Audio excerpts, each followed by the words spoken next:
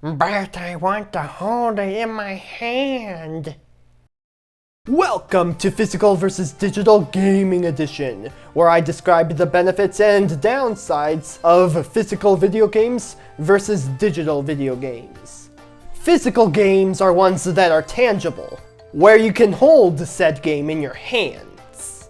Depending on the console, they will either take the form of cartridges or as some kind of disc.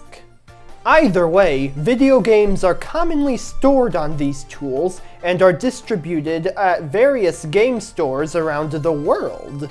They range from dedicated video game stores such as GameStop and Game in the UK.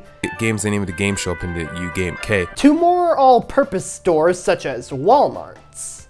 Once purchased, the customer would then take the game home, insert it into their dedicated gaming device, and then start playing. Come on! Can't you see I'm practically flipping my flipper? What is that supposed to mean? It means put the game on! I can't! It's not working! Digital games, on the other hand, are a bit different. You see, the digital in digital games refers more to digital downloads. These games aren't played off of a disc or cartridge, but rather off of the hard drive that the game resides in.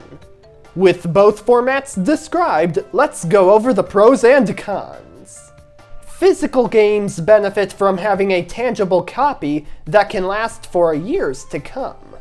However, their lifespans are always limited, and the more a particular unit of a game is used, especially in the case of discs, the less likely they are of remaining in a playable state.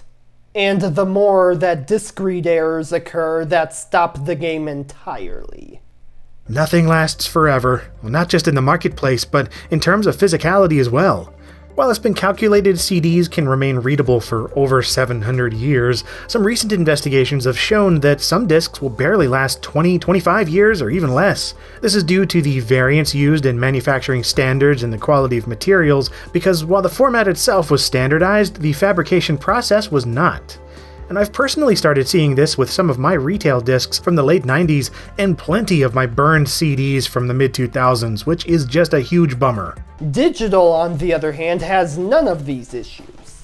However, digital has one critical flaw when it comes to pure digital distribution, when being distributed on digital storefronts.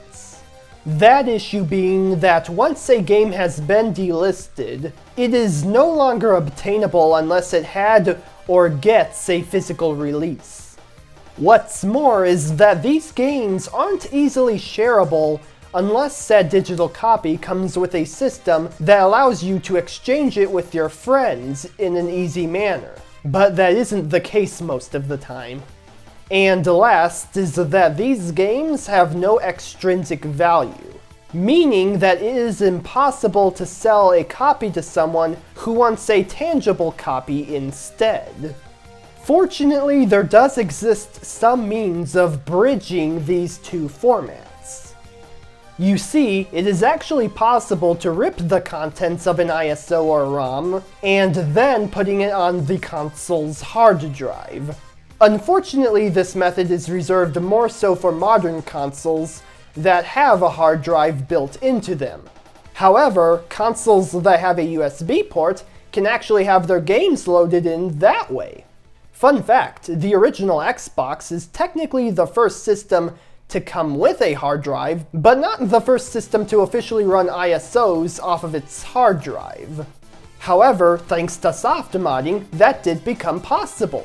But in terms of official examples, the Xbox 360 has the ability to copy the contents of a disk onto its hard drive, albeit with the caveat that when you want to play said game, you will have to have its physical version inside of the disk tray when booting it up, presumably to minimize any unauthorized ripping and distributing. This has been Physical vs. Digital Gaming Edition. Check the description for your challenge, and good luck!